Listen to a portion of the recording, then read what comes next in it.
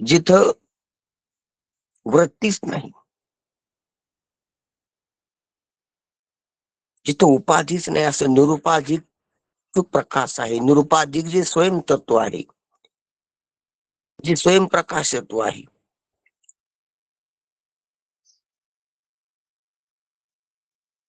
ते वस्तुतत्व, ते स्वरूप. आणि त्या स्वरूपाच्या ठिकाणी जिथं द्वैतच नाही, दुसरं काहीच नाही, अशी जी सहजता आहे, तेच कैवल्य, तेच ब्रह्म आहे.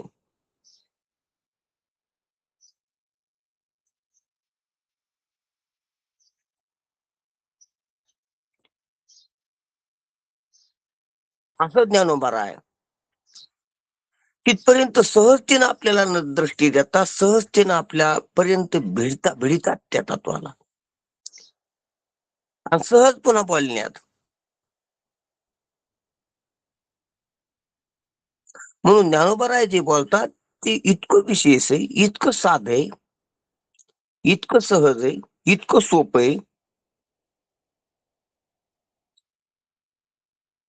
फक्त ते आपल्याला त्या अँगलनं पाहून लक्षात घेता आलं पाहिजे.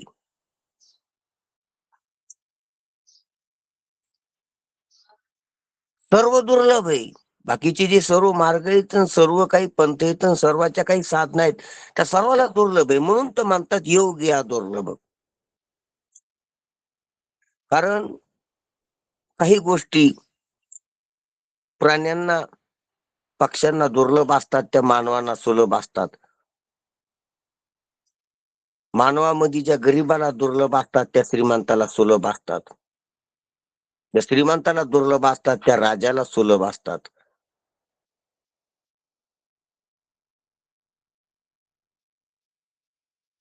विक्षिप्ताला ज्या दुर्लभ असतात, त्या स्थिताला, ज्यांचं मन स्थिर झालं, त्याला सुलभ असतात. ज्या पाप्याला दुर्लभ असतात, त्या पुण्यवानाला सुलभ असतात, हे आपल्याला माहित आहे.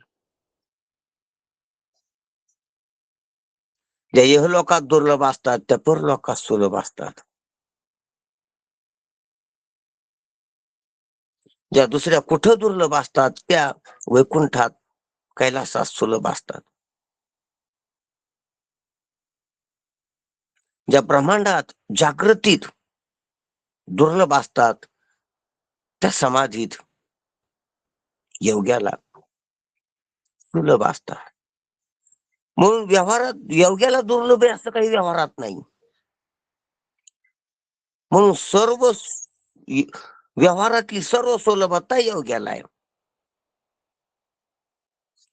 कारण योग्याला जागृती, स्वप्न, सुसुप्ती तर माहितच आहे, पण समाधीची सुद्धा सुलभता आहे. त्यांनी पिंड आणि ब्रह्मांडच आठविलं योग्याने. सृष्टीतला सर्व व्यवहारच सुलभ आहे योग्याला. योग्याला दुर्लभ आहे व्यवहारातला असं काहीच नाही.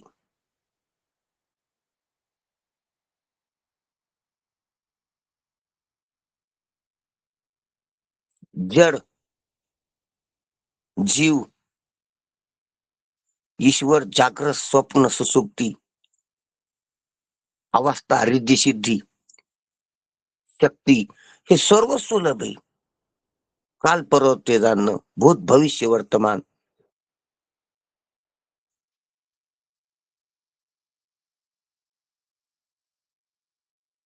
सर्व सुलभ आहे योग्याला. मग सृष्टीत योग्याला दुर्लभ आहे असं काही नाही.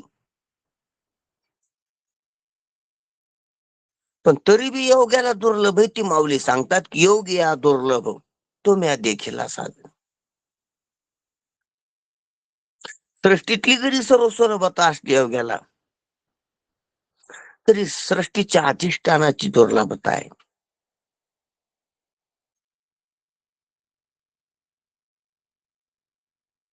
सृष्टीचं अधिष्ठान अधिष्ठान म्हणून माहित नाही योग्याला, अधिष्ठान म्हणून ज्ञात नाही.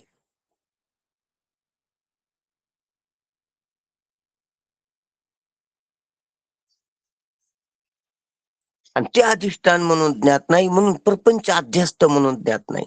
अध्यष्ट म्हणून सुलभ नाही.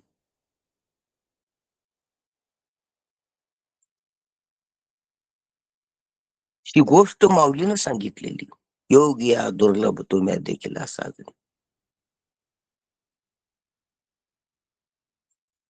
पाहता पाहता मना न पुरी धनी, देखिला देखिला माय देवा देव.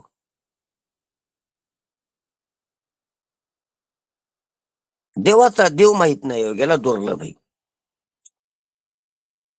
जड जीवन देव माहित आहे योग्याला, पण देवाचा देव माहित नाही.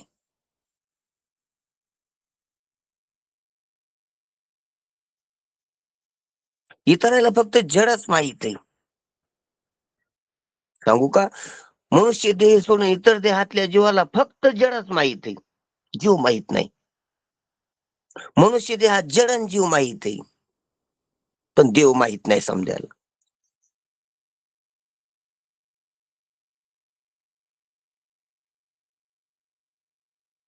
मनुष्य देहातल्या स्थिराला, शुद्धाला, योग्याला जड माहित आहे, जीव माहित आहे, देव बी माहित आहे, ईश्वरत्व बी माहित आहे, पण यांना देवाचा देव माहित नाही. देवाचा देव फक्त संत महात्मे, संत महात्मे जर सोडले, मुक्त सिद्ध पुरुष सोडला तर दुसऱ्याला माहित नाही देवाचा देव.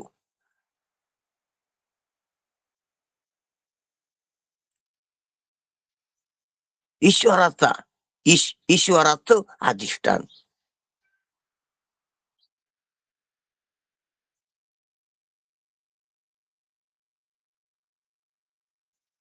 म्हणून समाधी जरी असली योग्याची आणि योग्याला जीव जड आत्मा अनात्म हा विवेक जरी झालेला असला तरी ब्रह्मात्म आत्म व्यक्ती हा विवेक, ही दृष्टी किंवा हा प्रबोध, हा साक्षात्कार नाही. योग्याला जग माहित आहे, जगातले सूत्र माहित आहे. योग्याला पिंड माहित आहे, पिंडातले सूत्र माहित आहेत, तंत्र माहित आहे. योग्याला प्राण माहित आहे, सूक्ष्म देह माहित आहे, प्राण म्हटल्यावर प्राण प्राण माहित आहे, त्याचा आयाम माहित आहे, त्याचं तंत्र माहित आहे. मन माहित आहे, त्याचा निग्रह माहित आहे. इंद्रिय माहित आहेत, त्याला अंतर्मुख कसं करायचं, आत कसं वळवायचं ती माहिती.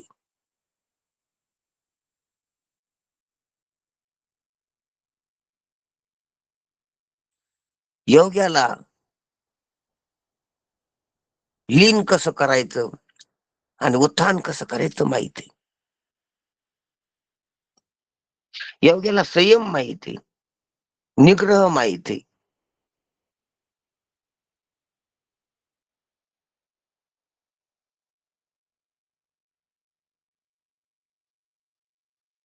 वृत्तीचा खेळ माहिती, वृत्तीचा लपंडाव माहिती.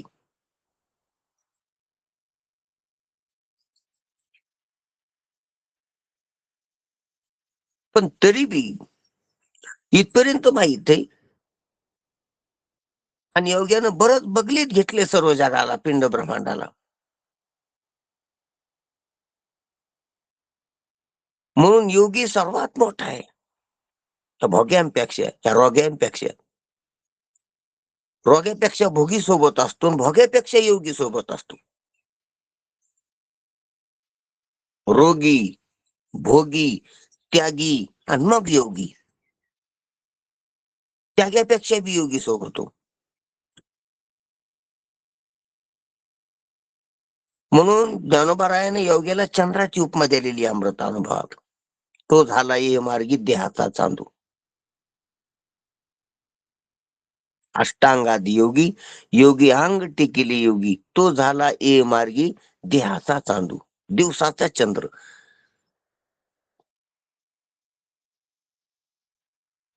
दिवसा चंद्र जसा निस्तेज असतो, कृष्ण पक्षामध्ये दिवसा चंद्र दिसत असतो.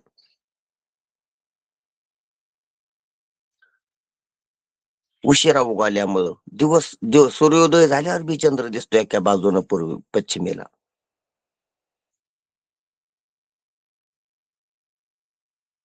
पण तो सूर्यापुढं चांदण्या तर राहतच नाही. चंद्र थोडा आकारानं मोठा दिसतो म्हणून तो दिसतो, पण निस्तेज दिसतो. पांढऱ्या कापसाच्या गोळ्यासारखा दिसतो असा बाजूला, कागदासारखा चमकतो. तसा इतरापुढे जर योगी सोबत असला तर महात्म्या पुढं नाही, सिद्ध महात्म्या पुढं नाही. म्हणून तर ज्ञानोबा राया पुढे चांगदेवाची तशी दशा झाली. आले लोटांगणी चांगदेव शरण यावं लागलं. ज्याला सर्व शरण गेले जगातले लोक, त्याला शरण जावं लागलं.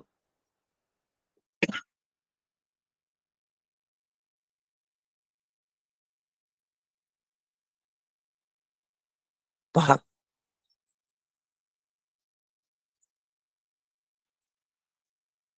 म्हणून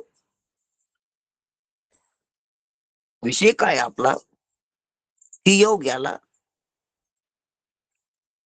अनात्मा माहित असतो, आत्मा माहित असतो. अनात्मा अनात्मा म्हणून माहित असतो, आत्मा आत्मा म्हणून माहित असतो.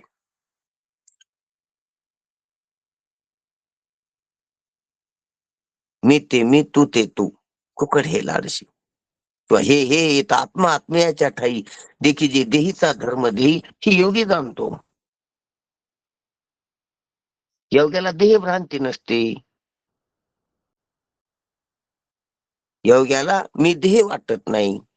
मी इंद्रिय प्राण मन देखील वाटत नाही. स्थूल आणि सूक्ष्म देहाचा अभिमान योग्याला नसतो.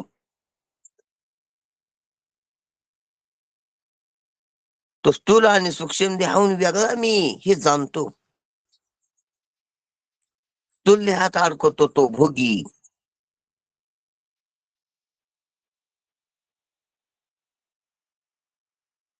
रोगी भोगी.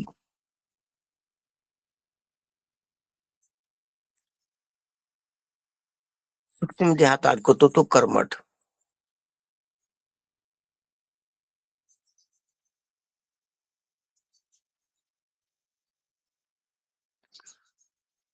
आणि कारण देहातच अडकलेला असतो तो योगी.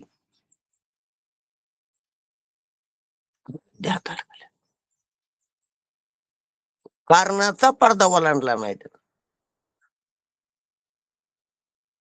स्थूल आणि सूक्ष्म ओलांडले, म्हणून स्थूल आणि सूक्ष्म हातात आले. त्याच्या पाठीमागे गेला ना तो. म्हणून स्थूल आणि सूक्ष्म त्याच्या हातात आले, म्हणून तो अवस्थेचा लपंडाव खेळू शकतो.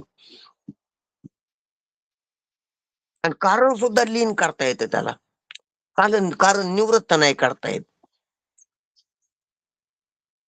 स्थूल सूक्ष्माची कारणात लीनता ही प्राकृतिक आहे, सहज आहे. पण कारणाची लीन करणं, लीनता, कारण लीन करणं, हा योग्याचा अभ्यास आहे. हा योग्याचा पराक्रम आहे.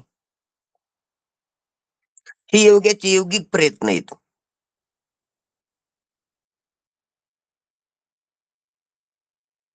लोखंडाचे चणे दे बोचऱ्या पडती खाणे,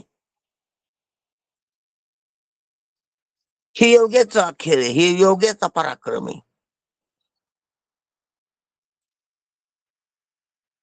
कारणाला देखील स्थूल कार्य सूक्ष्म कार्य, सूक्ष्म कार्य कारणात कारण अधिष्ठानात, अज्ञान ज्ञानात लीन करणं, हे योग्यानं केलंय. पण अज्ञान लीन केल्याने निवृत्त होत नाही. निवृत्त पुन्हा प्रवृत्त होतं, ते निवृत्त होत नाही, लीन होते. लीनला पुन्हा उद्भूतता असते. अनुद्भूत उद्भूत. लीन, लीन म्हणजे खाली जाणं. तसं पाण्यात बुडी मारली की पुन्हा उरी येता येतं. लीन शब्दाचा अर्थ सांगतो तुम्हाला. लीन होणं म्हणजे खाली वाकणं. नम्र होणं, खाली वाकला तर कोणावर होतो तो. पूर आल्यावर जसे लव्हाळ छोटे गवत नदी काठचे किंवा नदीतली बेटावरली खाली लीन होतात, पाण्यात डुबून जातात, दिसत नाहीत. आणि पाणी ओसरले की पुन्हा उभे होतात. लीन लीन होणे आणि उखडून जाणं वेगळे. गवता मोठा लहानालं गवत लीन होतंय आणि मोठे जे झाड आहेत ते लीन नाही झाले, उखडून जाते. आपल्याला माहिती आहे तो कोबराचा अभंगच आहे याच्यावर आहे.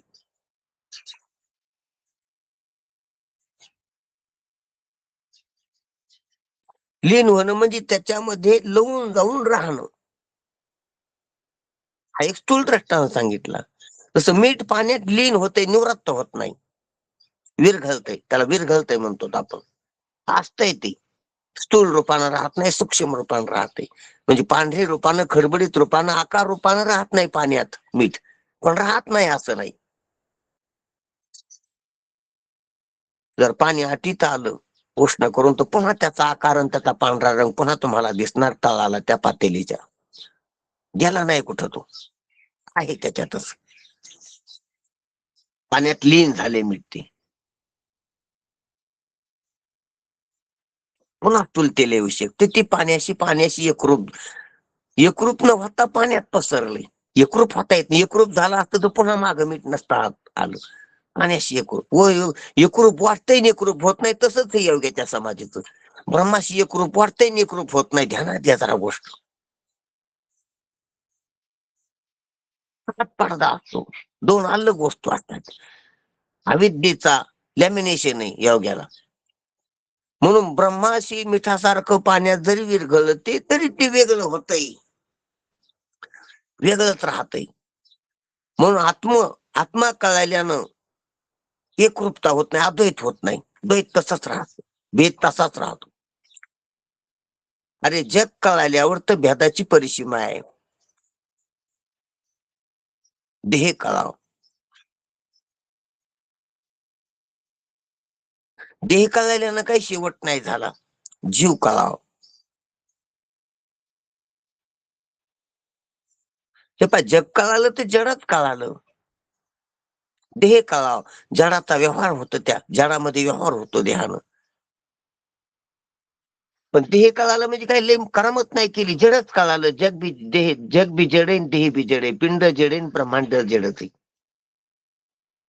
जीव कळाव तेव्हा चेतन कळालं, जड चेतन कळालं. आता तो जीवपणा कळाल्यानं काही पराक्रम झाला नाही. जड आणि जडाच्या नादी असलेलंच कळालं.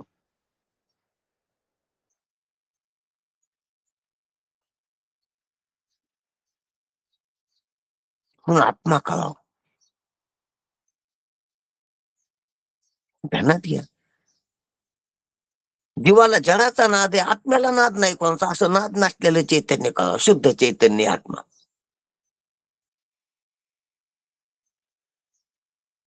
पण आता अनात्मा कळाला.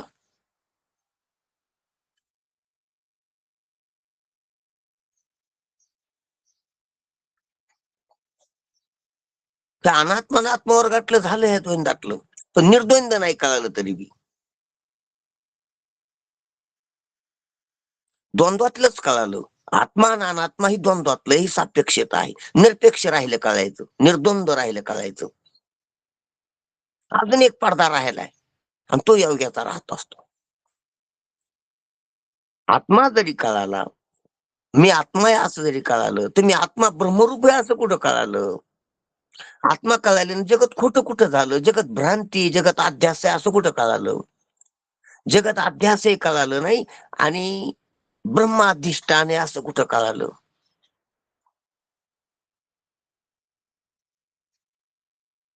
म्हणून योग्याचं ममत्व अहमत्व गेलेलं असतं. तरी मम आणि अहम पदार्थाच्या ठिकाणी सत्यत्व असतंय. तो ममला मम म्हणत नाही आणि देहाला अहम म्हणत नाही. तरी देह आणि देह संबंधी पसाऱ्याला सत म्हणतो. देह संबंधी पसाऱ्याला मम म्हणत नाही, देहाला अहम म्हणत नाही. इतकंच नाही, प्राण इंद्रिय मनादिकाला देखील तो मम आणि अहम म्हणत नाही.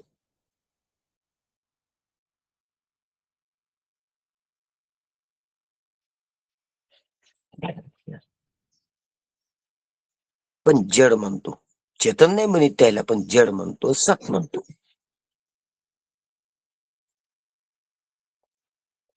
सत्यत्व गेलेलं नसतं यायचं. का गेलं नाही यायचं सत्यत्व? ते जे परमसत आहे ते नाही. जे परमसत आहे,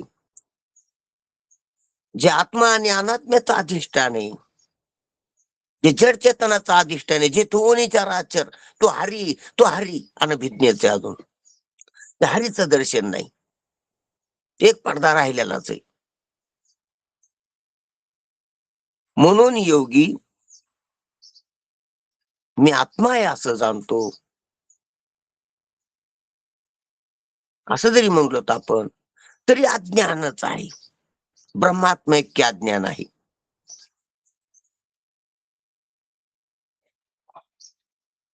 ही गोष्ट अत्यंत महत्वाची आहे. पण आपल्या समजा आपण कशामुळे जाणार आहोत की जी परमसत्य आहे ती किती दुर्लभ आहे, किती ह्या बाकीच्या पलीकडे आहे. ह्या बाकीच्या दृष्टीपेक्षा ज्ञानोबरायाची दृष्टी किती सखोल आहे, किती आरपार आहे, हे कळायसाठी आपल्याला पाहतो कुतूहला नाही. तर आपलं काय काम आहे योग्याचं? पण ज्ञानोबरायाची दृष्टीची आरपारता लक्षात यावं म्हणून आपल्याला प्रश्न शंका आहे. आपण जे ज्ञानोबरायाचे अनुयायी, ती ज्ञानोबरायाची दृष्टी किती सखोल आहे, किती शुद्ध आहे, किती आरपार आहे, किती समोर आहे सर्वांच्या, आणि किती साधी, हे लक्षात ठेवा आपल्याला. म्हणून हे जागृतीत सर्वच आपल्याला अज्ञात आहे. जीव दशेत जग बी अज्ञात आहे. जग कळतंय पण पूर्ण कळत नाही. देह कळतो पण पूर्ण कळत नाही. देह कळतो आकारानं, व्यवहारानं. पण देह कसा निर्माण झाला, देह कसा चलतो, देहात काय अवयव आहेत, कसं नियोजन आहे देहाचं, कसं व्यवस्थापन आहे देहाचं, देहाची रचना कशी, कशावर काय अवलंबून आहे, कसं चालतंय, कौन एकावर परस्पर आधारित, कशा संस्था आहेत, कशी उत्पत्ती, कसा व्यवहार आहे, कसा नाश आहे देहाचा, हे नाही कळत. म्हणून अज्ञात्वानं ज्ञात आहे सर्व जीवाला. सूर्य दिसतो पण अज्ञात्वानं ज्ञात आहे. ज्ञात आहे पण अज्ञान नाही गेलेलं. व्यवहारिक सुद्धा अज्ञान नाही गेले त्याच्यातलं. पारमार्थिक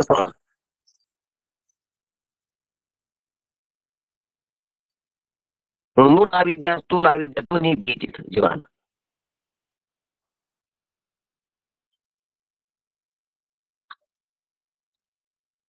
अज्ञानच आहे. अज्ञानच आहे. म्हणून स्वर्गाबद्दल अज्ञान आहे. शास्त्र सांगतात, वेद सांगतात, म्हणून म्हणतो आपण अज्ञान आहे. वैकुंठाबद्दल अज्ञान आहे, समाधीबद्दल अज्ञान आहे, आत्म्याबद्दल अज्ञान आहे, जीवाबद्दल अज्ञान आहे. सृष्टीत काय काय असतं. म्हणून हे यायचं घडलं. परंतु जे पुण्यवान आहेत, जे कर्मठ आहेत,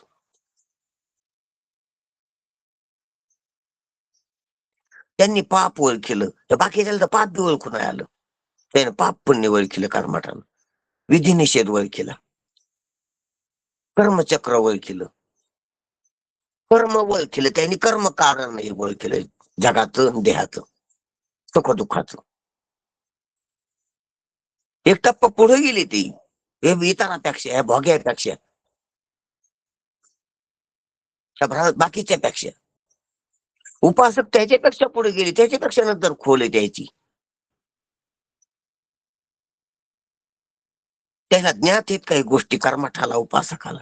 ह्या भोग्याला रोग्याला माहित नाहीत, या पशु पक्ष्याला माहित नाहीत, ह्या बाकीच्या मानवाला माहित नाहीत, पामराला. म्हणून विषयी त्याच्यापेक्षा जास्त उंचीचा आहे ह्या पामरापेक्षा. उपासक त्याच्यापेक्षा जास्त उंचीचा आहे. उपासकामध्ये योगी त्याच्यापेक्षा जास्त उंचीचा आहे. म्हणून योग्याला बाकीचं सर्व ज्ञात आहे.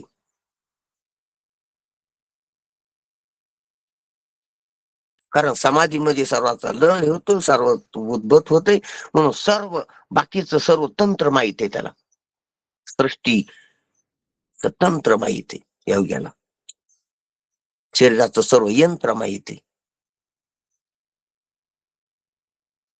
व्रत्याचे सर्व सूत्र माहित आहेत.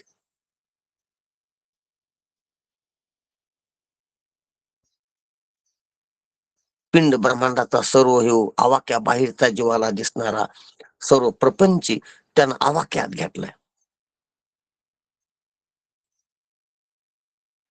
आणि योगी समाधीमध्ये सर्व हे लीन करून टाकतो, गुंडाळून टाकतो, सर्व विक्षेपाला लीन करतो.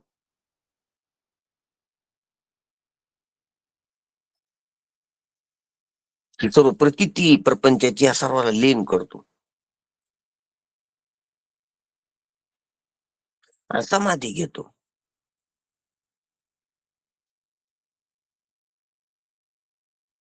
पण तरी बी त्या समाधीत ज्ञात समाधी नाही, त्याची अज्ञातच आहे. हा विषय होता आपला.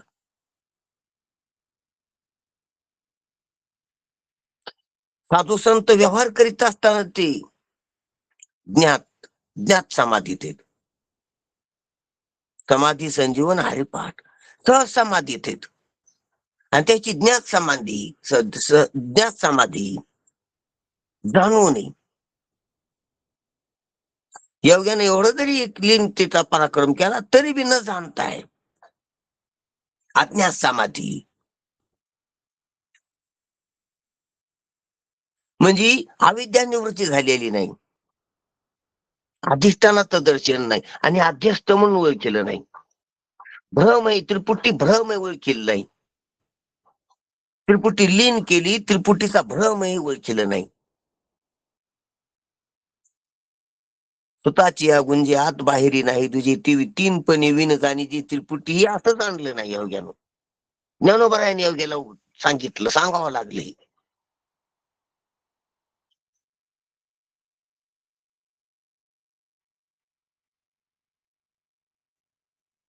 त्रिपुटीचा भ्रम आहे,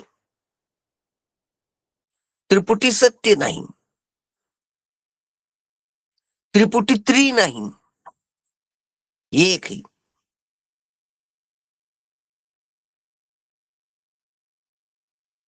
तीन पदराची वात केली, रुईची, कापसाची, तर तीन पदर गुंडाळलेली आहेत असं दिसतंय.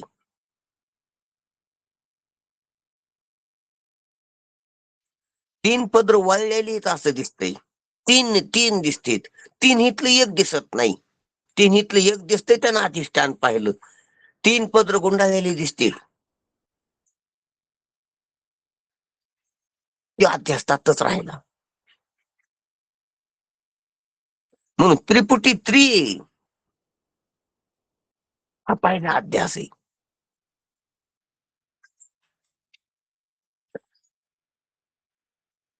आणि त्रिपुटीनं पुन्हा बाकीचं दिसायलंय, हा दुसरा अध्यास आहे. अध्यासावर अध्यास आहे. ध्यानात घ्या, आधी त्रिपुटीचाच अध्यास आहे आणि त्रिपुटी घेऊन पुन्हा अन्य दिसायली. त्रिपुटीत विविधता दिसायली. त्रिपुटीत काय विविधता आहे? अनेक ज्ञेय, अनेक ज्ञाती, अनेक ज्ञान.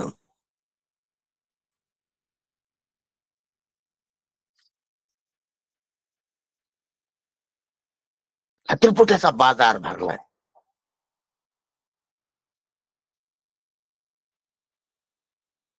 अनेक ज्ञेय नाहीत, एक बी ज्ञेय नाही. अनेक ज्ञान नाहीत, एक बी ज्ञान नाही. आणि अनेक ज्ञाते नाहीत, एक बी ज्ञाता नाही, ज्ञाताच नाही. पण त्रिपुटीच नाही.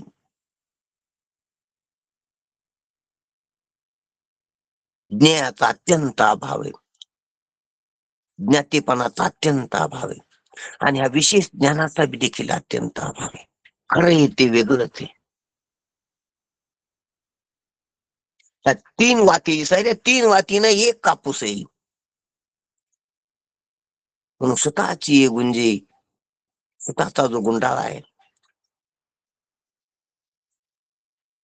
स्वतःची गुंजे आत बाहेरी नाही तुझी. त्या वाती वळलेली धैर्यात काय आत गेल्यात काय वरी राहिल्यात. गुंडाळा स्वतःची वळवा असल्यावर काही दृश्य आणि काही अदृश्य वाटतात. अरे दृश्य ना अदृश्य काही ते वातीच नाही, त्या कापूस आहे. जे गुंडाळताना आत गेली त्या आत दिसाना वरची दिसायली, तिच्या वरची दिसायली, तिच्या खालची दिसाना. अरे स्वतःची गुंजे आत बाहेरी नाही तुझे. त्या 3 नाहीत, 2 नाहीत, एक कापूस आहे.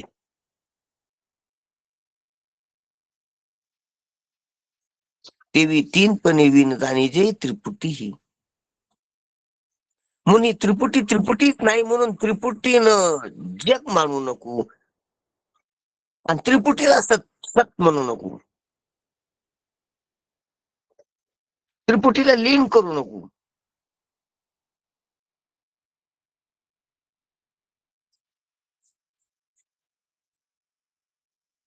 कारण त्रिपुटीला लीन करण्यात तू करता होशील आणि त्रिपुटीला सत्यत्व देशील आणि त्रिपुटीनं जे दिसायला ते जग सत्यच होईल. मग दिसोती होतील ते डोळा पाहिलं प्रकार, भय आणि भार निरसली. अध्यास अध्यास दिसोती. सावली दिसणं बंद करायचं नाही, डोळे झाकायचे नाही, सावलीला नष्ट करण्याचे प्रयत्न करायचे नाही, सावलीला लीन करण्याचे प्रयत्न करायचे नाही आणि सावलीत रमायचं नाही, सावली संग खेळायचं नाही. सावली अध्यास ओळखायची, ओळखा करून संसार व्हावं ओळखा. म्हणून ओळखायचं सांगितलं ते माऊलीनं. ओळखीला हरी धन्य तो संसारी. म्हणून ओळखीची जी दृष्टी आहे ती वेगळीच आहे. लीन करण्याची जी दृष्टी आहे ती वेगळीच आहे.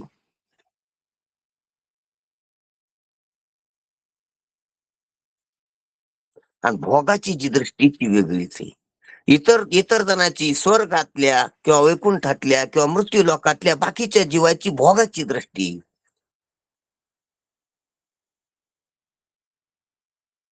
भोग दृष्टीने पाहते त्याला. इंद्र देखील भोग दृष्टीने पाहतो स्वर्गाला. वैकुंठातले देखील भोगायला जाते वैकुंठातलं सुख. आणि इथलचे गरीब श्रीमंत सर्व भोगायला पाहतेत विषयाला, भोग्य म्हणून पाहते. कर्मठ उपासक आणि भोगी पामर.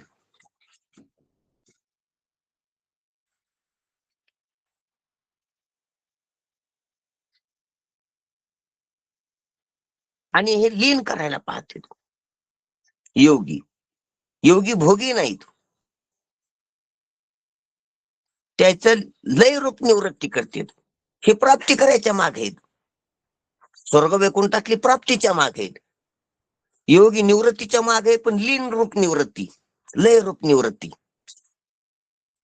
आणि ज्ञानोबा अत्यंत निवृत्ती, पहिलीच निवृत्ती आहे त्याची, असं शिकवतात, असं ओळखतात, असं दाखवतात.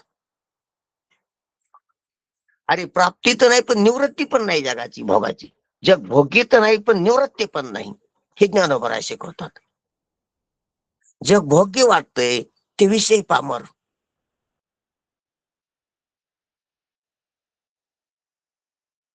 जग त्यात जे वाटतंय ते मुमुक्षु जिज्ञासू.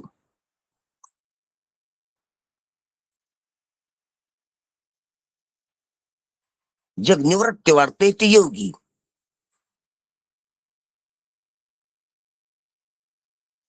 लय रूप निवृत्ती. आणि जग निवृत्तच आहे, जगाच्या पहिलीच निवृत्ती आहे. निवृत्ती करायचं काम नाही, निवृत्तच आहे. हे ज्ञानोबा ओळखतात आणि समजावून सांगतात. ओळखून देतात.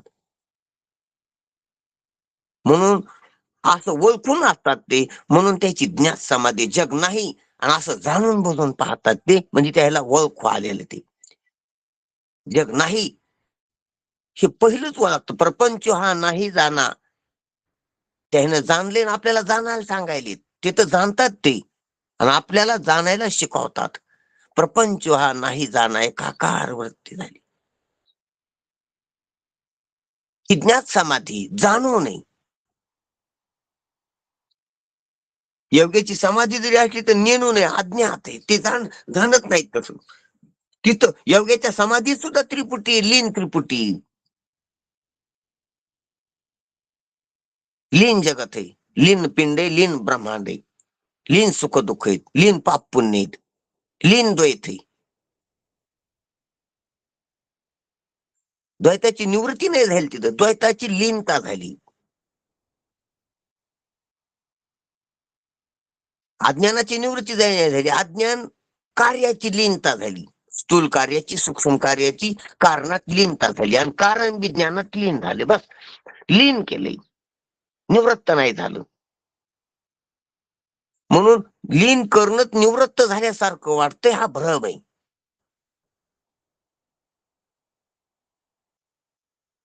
सर्प घरात लपून बसला, नाही दिसत म्हणून गेल्यासारखं वाटतं, नाही आता सर्प निवांत राहणं तसं योग्याचं आहे. म्हणून अज्ञातेच आहे ती.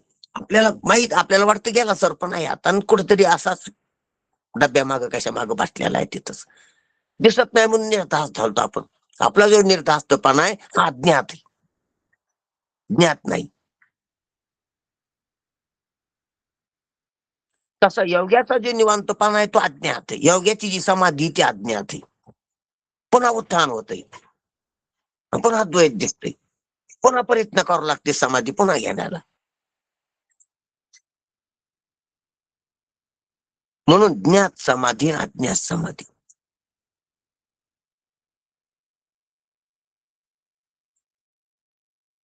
आणि तो भला रज्जू सर्प होता,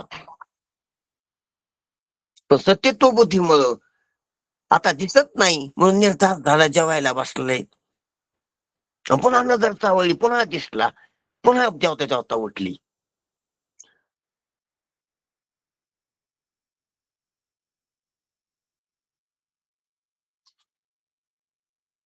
आणि पुन्हा दिसानासा झाला, पुन्हा जेवायला बसली. तसं योग्याचं जेवायला बसता बसता सर्प दिसावा, उठावा, पुन्हा सर्प नाही दिसावा, पुन्हा जेवण करावं.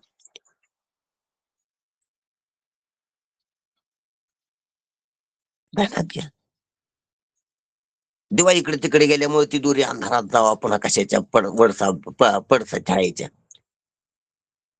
आणि पुन्हा ते दिवा इकडे तिकडे गेल्यामुळे पुन्हा ते दिसावा, पुन्हा जेवता जेवता उठावा, जेवताना उठावा, गडबड व्हावा, आणि गडबड होऊन पुन्हा निवांतता व्हावा, निवांतता होऊन गडबड, आणि गडबड होऊन निवांतता, ही योग्याची स्थिती.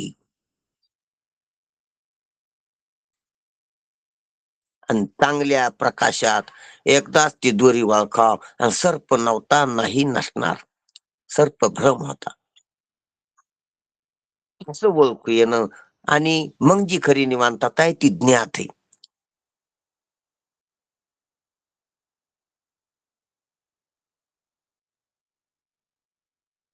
सर्पाचं मूळ कळालं, सर्पाचं कारण कळालं, सर्प कसा कार्य आहे कळालं, कार्याध्यास आहे कळालं.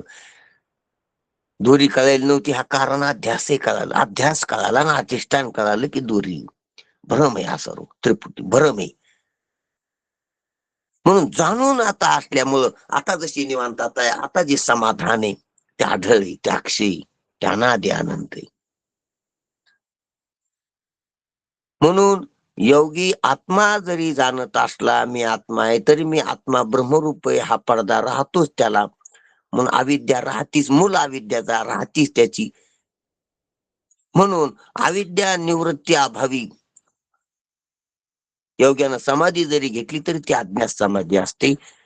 हे गुरुजीचं इथं वचन लक्षात घेतलं आपण. पुढचा काय प्रश्न आहे थोडक्यात पाहू आपण. अनाहूत ध्वनी कशाला म्हणतात? अनाहत ध्वनी.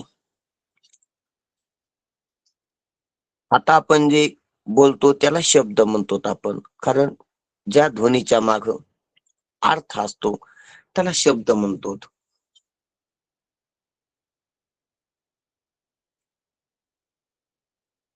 अर्थ बोध न होता मुखावाट आलेला जो ध्वनी सजीवाच्या, त्याला आपण आवाज म्हणतो.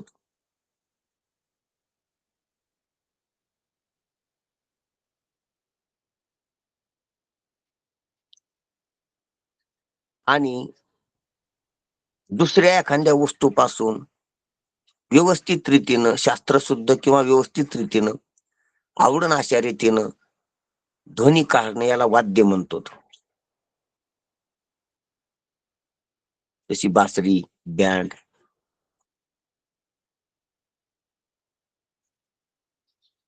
पेटी, तबला, मृदंग, टाळ. जडातून देहाच्या दुसऱ्या देहापेक्षा दुसऱ्या वस्तूतून, जड वस्तूतून लयबद्ध व्यवस्थित सर्वाला अनुकूल होईल असा ध्वनी काढणं याला आपण वाद्य म्हणतो. संगीत वाद्य. कानाचाच विषय शब्द, कानाचाच विषय आवाज, कानाचाच विषय वाद्य. आणि जो जीवानं न काढता सहज नैसर्गिक निघतो त्याला आपण ध्वनी म्हणतो. जीवाची कृती नाही, ती सहज सृष्टीच्या हालचालीतून जडावर जड आदळून जो निघत असतो त्याला आपण ध्वनी म्हणतो. ध्वनी. वाराला झाडाला वारा आदळतो, ध्वनी निघतो. समुद्रात पाण्याची वाऱ्यानं आदळापट होते, ध्वनी निघतो. कडा कोसळतो, ध्वनी निघतो. ढगामध्ये ढगाला ढग ताडतात, विद्युत निर्माण होते, वीज, आणि तिथं ध्वनी, ते ध्वनी गर्जना ध्वनी येते. जडातून प्राकृतिक निघतो तो ध्वनी. जडाचा जीवांना काढला जडातून ते वाद्य, आणि जीवाणू मुखातून निरार्थक काढला तो आवाज, आणि अर्थासाठी काढला तो शब्द. शब्द, आवाज, वाद्य आणि ध्वनी असे 4 प्रकार आहेत कानातून ऐकण्याचे. आणि सर्व आहात एक. आहात शब्दाचा अर्थ घर्षण होऊन, टक्कर होऊन, आदरापट होऊन बाहेर आलेले कंपन. वायूद्वारे बाहेर येणारे कंपन, वायूला माध्यम करून बाहेर येणारे कंपन.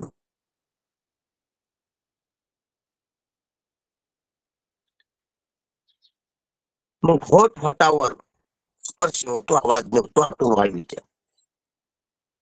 किंवा वायू होटावर, जीभ दातावर, जीभ तालूवर, वायू कंठानं बाहेर येऊन घासून त्या स्वर यंत्रातून, जसा पेटीतून किंवा जसा बाटलीतून आवाज निघतो तसा कंठातून आवाजच निघतो. आपल्याला वाटतं कंठवी आहे, आणि ला होठ, दात, तालूचा स्पर्श होत नाही, पण तरी कंठाला हवा हवा कंठातून येते विशिष्ट जागेतून, तेव्हा स्वर निर्माण होतो. आ, ई, उ, ए, आई. आणि व्यंजनात देखील बाहेर मग तालू, दात, जीभ, होठ, नाक ह्याच्यातून हवा ताडून ह्याच्या आद आपटीतून व्यंजन तयार होतात. क, ख, ग, घ. व्यंजन आणि स्वर दोन्ही एकूण एकात मिसळून बाहेर शब्द येतात, किंवा बाहेर आवाज येतो. हे जसं आपण इथं पाहिलं बोलण्याचं, तसं दगडावर दगड आपटला, वारं पाण्यावर आपटलं, वाऱ्याला वारं आदळलं.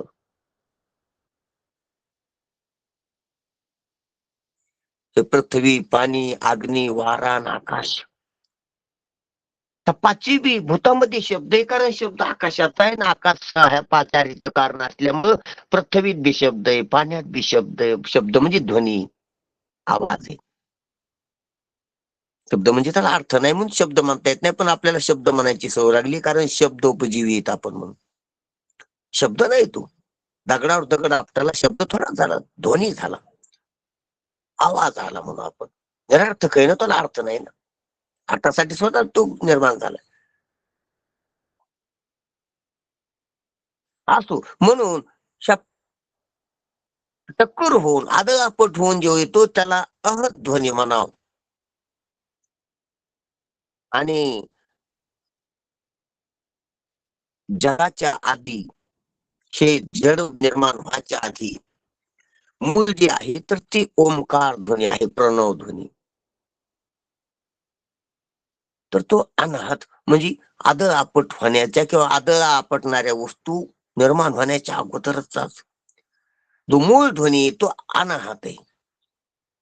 कारण ध्वनी हा प्रगट होतो आदळ आपटीत. जसा स्वच्छ उपाधीमध्ये सूर्य प्रगटतो ते चित्र प्रतिबिंब रूपानं, परावर्तित कोणानं सूर्य तिथं प्रगटतो स्वच्छ उपाधीत. तसा आदळ आपटण्याच्या उपाधीत त्या आदळ आपटीतच ध्वनी प्रगटतो. जो अनहत ध्वनी तो आहत रूपानं प्रगटतो. अनहत हे अप्रगट आहे आणि आहत हे त्याचं प्रगट रूप आहे. जसं घर्षणाच्या उपाधीनं अग्नी प्रगटतो, स्वच्छ उपाधीनं प्रकाश प्रगटतो. ध्यानात घ्या जरा, हे ध्यानातच घ्या. स्वच्छतेत प्रकाश प्रतिफलित होतो, प्रगटतो. घर्षणात अग्नी प्रगटतो आणि आदळ आपटीत ध्वनी प्रगटतो. आणि प्रगटतो म्हणल्यास अप्रगट असतो. स्वच्छ उपाधी नसली तरी अप्रगट प्रकाश असतो. घर्षण नसलं तरी अप्रगट अग्नी असतो. आणि तशी आदळ आपट नाही झाली तरी अप्रगट ध्वनी असतो, तो अनाहत. प्रगट तो म्हणजे अप्रगट असतोच आधी, प्रगटण्याच्या आधी. प्रति होत ना, तर प्रतीच्या आधी सती असते. आधी तेव्हा प्रति होत असते. सती पाहिजे तेव्हा प्रति होत असते. जर आधी पाहिजे ते तेव्हा प्रति होईल. प्रत जी काढायची असती तर ती आधी मूळ असती. मूळ असती तेव्हा मूळची प्रत निघती, मूळ लागत त्याला. आणि याच्या सापेक्षी त्याला बी प्रत म्हणतो आपण, मूळ प्रत. मूळ प्रत नसती, प्रत म्हणजे डबल निघलेली तीच प्रत आहे. मूळ जी असती ती सत असती, प्रत नसती. झेरॉक्स.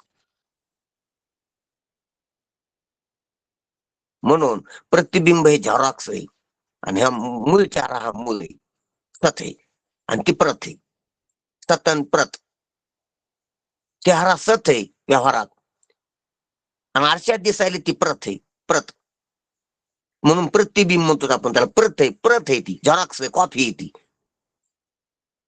नक्कल आहे ती याची. हे असल आहे ते नक्कल आहे. नक्कल का म्हणायचं? खोट आहे म्हणून.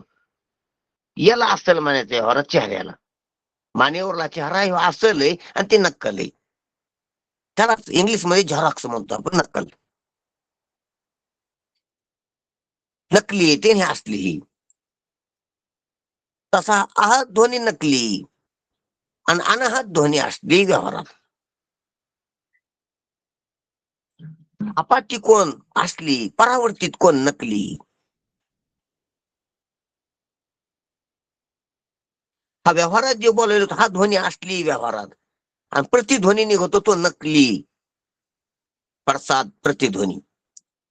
कारण याच्यावरच ते अवलंबून आहे. हाच ते कोणी येतो, ते कोण आदळून कड्याला, डोंगराला, भिंतीला. मग असली नकली करायला पाहिजे ठरलं. तसं आहात आणि अनाहात हे दोन ध्वनी आहेत. आपण हे वापरायला लागलो, हा आहत ध्वनी, हा प्रत आहे त्याची.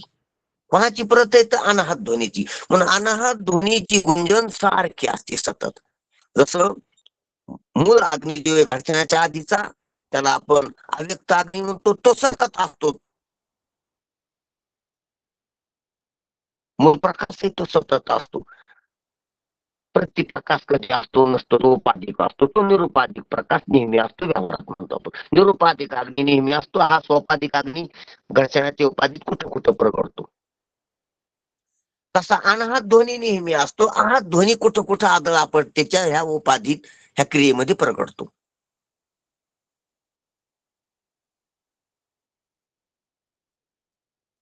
म्हणून आकाश ध्वनी रूप आहे, पण आकाशभर ध्वनी, पण तो कानाचा ऐकण्याचा विषय नाही. मूळ ध्वनी त्याला अनाहत ध्वनी म्हणून. ओंकार आहे, ओंकार सतनाम.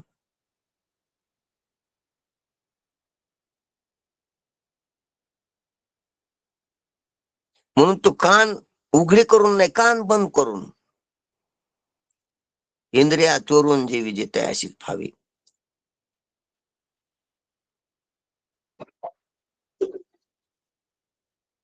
म्हणून तो कानानं नाही, कान बंद झाल्यावर ऐक तो ध्वनी गुंजतो.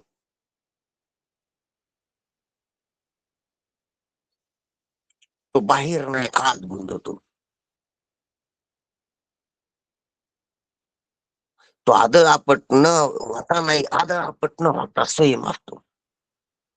अनाहत आहत नाही, आदळ आपटीतच नाही. अनाहत कशाला काही न लागता, हिंसा न होता, स्पर्श न होता कशाला कशाला, जशाला तसा असताना असतो तो. आलटा पालट नाही, आदळ आपट नाही, व्यवहार नाही होता, कशा कोणता कुठलाच व्यवहार नाही होता असतो तो अनाहत.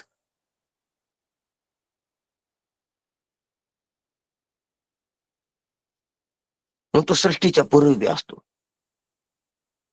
त्याला आदळ आपटीची गरज नाही. आदळ आपटणाऱ्या वस्तू नसल्या, नव्हत्या पैदा झाल्या तेव्हा बी असतो तो.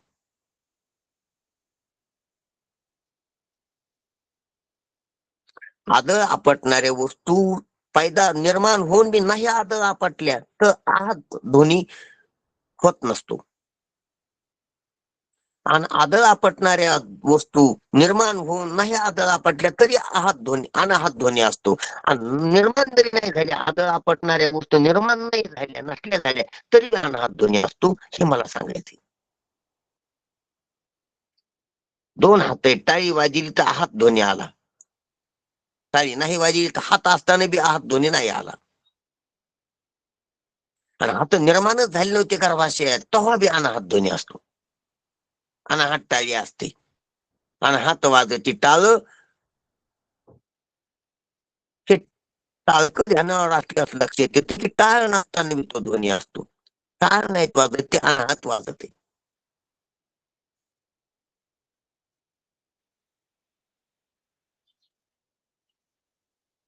यासाठी अनाहत हल्लोरू, हल्लोरू गाती, अनाहताचा हल्लोरू,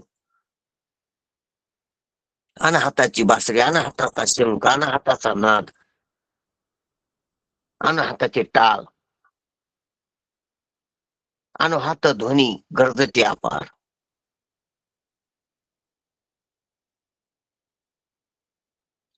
ते गर्जती न गर्जती असं नाही, गर्जती थांबते असं नाही, ते गर्जतीच.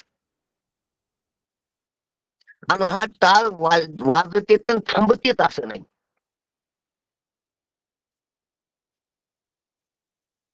आणि हात हल्लो गाती, गाता गाता थांबतेच असं नाही.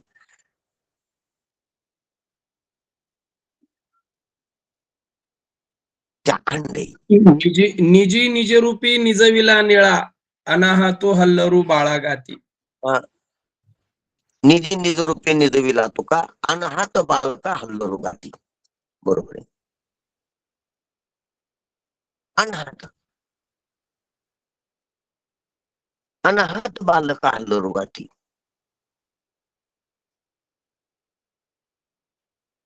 म्हणून ते अनाहतात आपल्या लक्षात आलं पाहिजे. तर हे ध्वनीचं मूळ रूप नाही, मूळ ध्वनी शुद्ध ध्वनी तो अनाहत ध्वनी.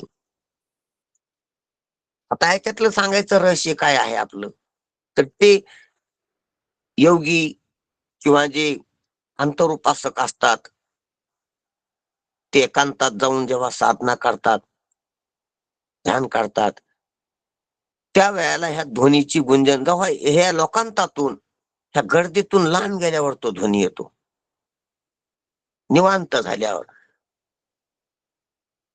म्हणून ध्यान अवस्थेमध्ये अनेक ह्या अनाहताचे अनेक प्रकारांना अनाहत हल्लरू गायल्याला ऐकू येत असतो. तर त्याच्यात घंटानाद, टाळनाद, मेघनाद, शंखनाद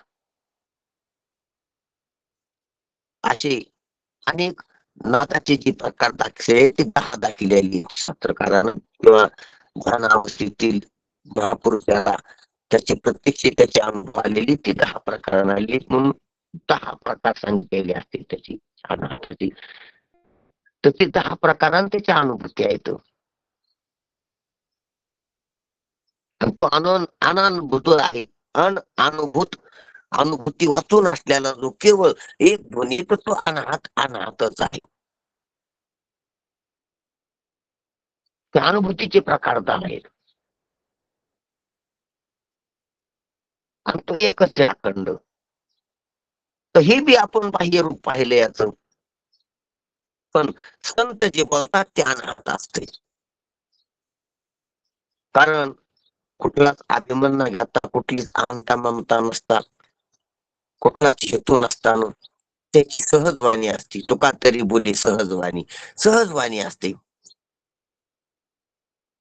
तर त्या सहजतेलाच अनाहत म्हणून ते अनाहतच बोलणं असतं. तुकोबरायाचं जे बोलणं आहे, ज्ञानोबरायाचं जे बोलणं आहे, नाथरायाचं जे बोलणं आहे, सिद्ध महात्म्यांचं, आचार्यांचं, ऋषी मुनींचं जे बोलणं आहे ते अनाहत आहे. तिथं कुठलीच आदळ आपट नाही, तिथं कुठलीच हिंसा नाही, तिथं कुठला दुसरा वैयक्तिक काही मतलबाचा हेतू नाही. निर्हेतुक, निरहंकार, निर्ममत्व, निर्मोही असं जे सहज बोलणे, निरपेक्ष, निर्विवाद,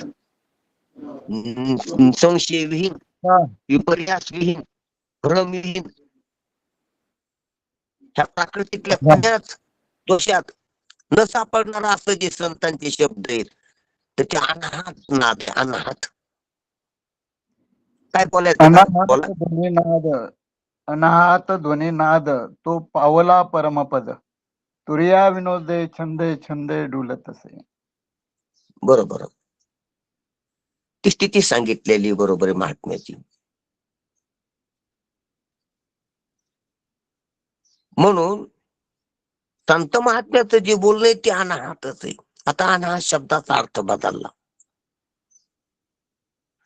ज्याला हेतूचा स्पर्श झाला नाही, ज्याला ममतेचा स्पर्श झाला नाही, त्याला अहंकाराचा स्पर्श नाही, आदळ आपट नाही, सहज आहे.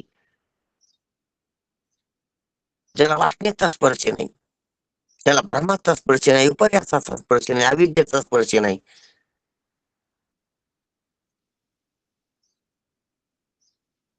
ज्याला कुठलाच अभिमान नाही, असं सहज बोल नाही, संशय नाही, विपर्यास नाही, भ्रम नाही,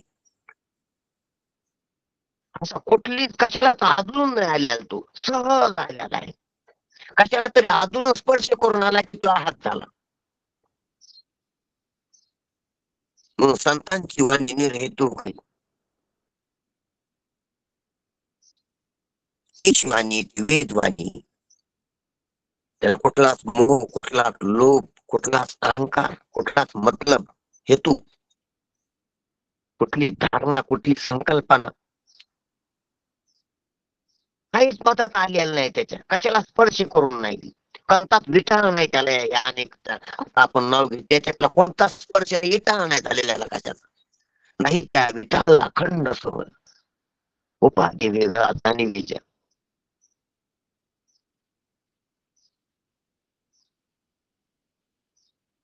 असं 16 ध्वनी येतो, 16 वाणी येते. रवल्यात पडलेली वाणी वेगळी, सोहळी असलेली वाणी वेगळी. संतांच्या अस्पर्शी सोहळी, कोणत्या स्पर्श नाही, कुमारित्व गेलं नाही तिचं, कोणाचा स्पर्श झाला नाही त्या वाणीला. ज्यांचा हे ते ठेली दुसरा काही हेत नाही, हेतू मातू असं दुसरं काहीच नाही. कोणाचा अपमान करायचा, कोणाचा सन्मान करायचा असं काहीच नाही. कोणाला दुःख द्यायचं, कोणाला सुख द्यायचं असं काहीच नाही वाणीत त्या. कोणा कारणे झाले हे निर्माण, व्याचे कारण तोची जाणे. साक्षीत्वानं बोलतात, ते सहज बोलतात, काही हेतू नसतो. आणि असं निरुतिक बोलणं असतं, ती ईशवाणी असती, ती संतवाणी असती, ती वेदवाणी असती, आणि तिनं जगाचं कल्याण होतं. वैयक्तिक नसती ती, ती कोणाला धरून नसती, ती कोणाला टोचती तर ती त्याचं त्याचं असते, ती कोणाला बरी वाटते तर ते त्याचं त्याचं असते, ज्याचं त्याचं अंतःकरण असतं. ती बोलणाराचा काहीच हेतू नसतो. पाऊस आला, कोणाचं नुकसान झालं त्याच येते, त्याचा बेसावतपणा आहे, पावसाकडे काही दोष नाही.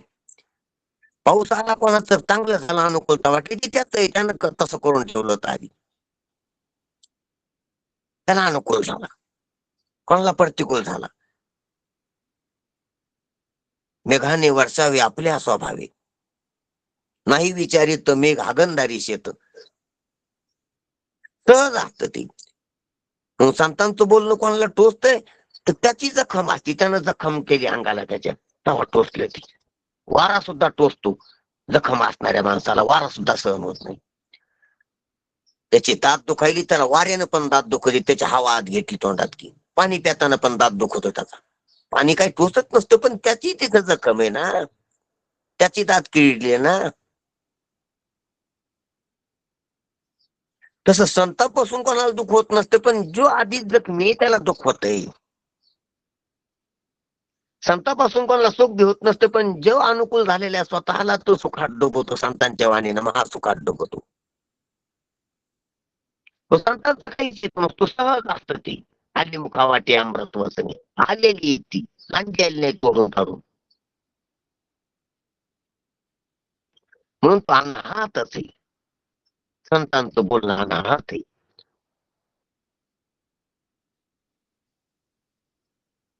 म्हणून अनाहात बालका हल्लरू गाती, म्हणून संत जे बोलतात त्या अनाहात ध्वनीच असतो. त्या विराट सत्तेतून सहज आलेला ध्वनी असतो, त्या माध्यमातून आल्यामुळे तो आपल्याला आहात वाटतो, हटातून जिभेतून आल्यासारखा, कंठातून कोणाच्या, तर ते तिथून त्या माध्यमातून कारण आपल्याकडे येण्यासाठी माध्यमातूनच येणे गड्या त्याला. कारण आपण एका कचाट्यात, आपण जर अरण्यात गुंतलो तर राजाला सुद्धा, कोणाला मित्राला आपल्याला यायचं असलं त्याला अरण्यातच येणं, त्याच वाटाने येणं, आपण तिथं बसलेलं विशिष्ट जागेवर. तसं आपण या स्थूल सृष्टीच्या देहाभिमानावर किंवा इथं जर असलो तर इथं त्यांच्या कोणत्या याचं असलं तर, असं म्हणतो कोराला यायचं असलं तर फटक्यावाला, धोत्रावाला, मिशावाला, नाकडावाला होऊन नाही तर काय करतात त्याला. रूप नाही तुका म्हणे नवी दिसतो मी त्याचा, बोलका म्हणून दिसतील ती बोलत नसतील, दिसणारा म्हणून दिसतील ते दिसत नसतील, आकार म्हणून दिसतील ते आकार नसतील, रूप म्हणूनच दिसतील तुकोबा आहे, ज्ञानोबा आहे, ते रूप नसतील. पण आपण रूपात, नामात, गुणात, आकारात असल्यामुळे ती इथे येते, तशी तशी दिसतात आपल्याला. आपण जंगलात असल्यामुळे आपल्याकडे आलेली समजी जंगलातच आल्यासारखे दिसतील, आपल्यामुळे ते जंगलात येत आल्यासारखे राहतील. पण जंगलात येऊन ती जंगली नसतील, जंगलात गोठलेली नसतील, आपल्याला जंगलातून सोडण्यासाठी आलेली असतील, योग्य मार्गाला लावून घराला नेण्यासाठी आलेले असतील. जंगलात असून जंगली नसतील ती, जंगलातल्यासाठी, जंगलात गुंतलेल्यासाठी, हुकलेल्यासाठी, हरपलेल्यासाठी येत असते ती, ते जंगलात बी जाणून असतात. आपण नेणून असतो, आपली अज्ञात समाधी, आपली अज्ञात अवस्था असते, त्याची ज्ञात असते. हे सांगायचं होतं पहिल्या प्रश्नाचं होतं. म्हणून अनाहत ध्वनी आपण पाहिला, याप्रमाणे जे सहज असतं, म्हणून त्याला अजपाजप देखील म्हणतो आपण, की तो आवाज आहे ना, आवाज बी नाही.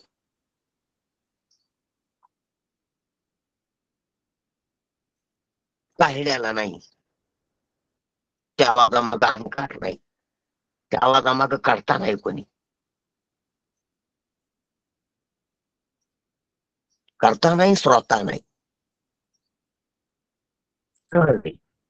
पण तुका तरी बोली सहज आणि असो. त्याप्रमाणे अनाहत ध्वनीचं आपण थोडक्यात पाहिलं चिंतन. पण अशा अनाहत ध्वनी खरं जर पाहायला गेला अनाहत ध्वनी स्वरूप तर ब्रह्मस्वरूपच आहे. ब्रह्मच आहे. अप्रकट अग्नी ब्रह्मच आहे, अप्रकट प्रकाश ब्रह्मच आहे. पण अप्रकट प्रकाश, अप्रकट अग्नी, अप्रकट ध्वनी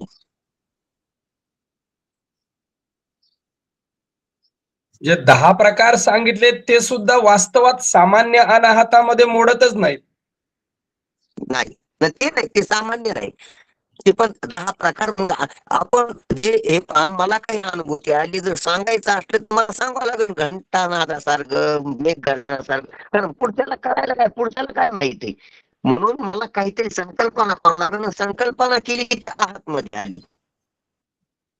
मला ब्रह्मानुभव आला आणि मला जर ब्रह्मानुभव दुसऱ्याला सांगायचा असला म्हणून तर पुराण झालीत ना 18, म्हणून तर शास्त्र झालीत ना 6.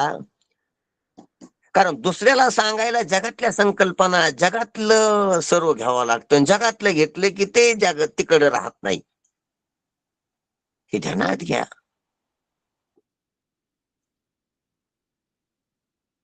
ही ध्यानात घ्या सारखं रहस्याच्या गोष्टी. ते कल्पने वाचून असतंय आणि कल्पने वाचून असलेलं सांगता येत नसतंय, बोलता येत नसतंय, दुसऱ्याला लिहून ठेवता येत नसतंय. आमचा प्रकृती पलीकडील भाव जे कल्पने वेन लागची पाहू. इथं सांगायचं असलेलं सर्व संकल्पित आहे, सर्व जगातलं संकल्पना आहे. काय बोलली ते संकल्पना आहे, ज्ञानेश्वरी संकल्पना आहे आणि ते निर्विकल्प आहे. म्हणून तर बोलण्यात येत नाही. बोलण्यात मानले की संकल्पना होती, प्रकृतीच्या अलीकडे येते. कारण बोलणंच प्रकृतीच्या अलीकडे आहे आणि ते प्रकृतीच्या पलीकडे आहे. म्हणून त्याला प्रकृतीत मानता येत नाही. सांगायचं इतकं की सांगून सांगून त्या ऐकणाऱ्याला प्रकृतीच्या पलीकड न्यावं लागते. बस संपला खेळ. त्या ऐकणाऱ्याच्या कल्पना निवृत्त करावं लागतात, संपला खेळ. म्हणून कल्पना सांगितल्यानं कल्पना वाढतात. त्याला पुन्हा धुसर वाटतं की कसं आहे ब्रह्म, कसं आहे प्रकार सारखे, कंदळे का पिवळे का काळे का त्रिकोणी का चौकोपरी का षटकोनी, कल्पना होतात कशा तरी. म्हणून कल्पना तिथे ते निर्विकल्प येते. म्हणून विचार सांगून सांगून संकल्प संपली पाहिजे. न तो कल्पना अभिमानाच्या गाठी घेता जन्मकोटी हरिकाचा ते कळत नाही, ते लक्षात येत नाही. म्हणून कल्पना गेल्या पाहिजे, अभिमान गेला पाहिजे. कल्पना कल्पना कोण धरतो त्या अहंकार माझा अभिमान. कल्पना पण लागतात अहंकाराला. म्हणून अहंकार आणि कल्पना हे जीवत्व आहे. म्हणून हे तर बाकीच झालं पाहिजे. हे विचारानं अशा संतांच्या, साधूच्या, सत्पुरुषाच्या अनाहत ध्वनी ऐकून आपलं अंतःकरण शुद्ध, स्थिर आणि बोधयुक्त झालं की मग ह्या गोष्टी लक्षात येत असतात. म्हणून संत संगती ते सहज होत असतं. ठीक आहे, वेळ खूप झालेला आहे. हो महाराज. हो. कुंडलिक वरदा हरवी